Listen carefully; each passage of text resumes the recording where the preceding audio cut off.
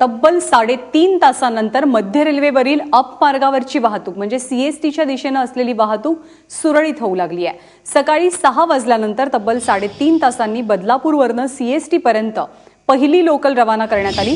Down मार्गावरची म्हणजे बदलापूरच्या दिशेने जाणारी वाहतूक मात्र अद्यापही बंदच आहे। सकाळी 6च्या दरम्यान कुर्ला अंबरनाथ या लोकलचे 5 डबे कल्याण आणि विठ्ठलवाडी स्थानकादरम्यान घसरले आणि यानंतर जेव्हा प्रत्यक्ष रुळांची पाहणी करण्यात आली तेव्हा रुळांचे अक्षरशः तुकडे झाले होते।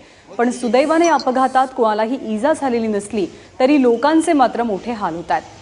याचा परिणाम लांब पल्ल्यांच्या गाड्यांवरही झालेला आहे। पुणे इंटरसिटी आणि डेक्कन क्वीन एक्सप्रेस यामुळे रद्द झालेल्या आहेत, तर इतर काही लांब पल्ल्याच्या गाड्या या दिवा पनवेल कर्जत अशा वळवण्यात आलेल्या आहेत। दरम्यान चौकशीअंती दुर्घटनेचं कारण स्पष्ट करण्यात येईल असं मध्य रेल्वेच्या जनसंपर्क अधिकाऱ्यांनी स्पष्ट केलं आहे। तर ज्यावेळेला पहिली लोकल रवाना झाली 3 तासांच्या खोळंब्यानंतर त्यावेळची दृश्य आहेत।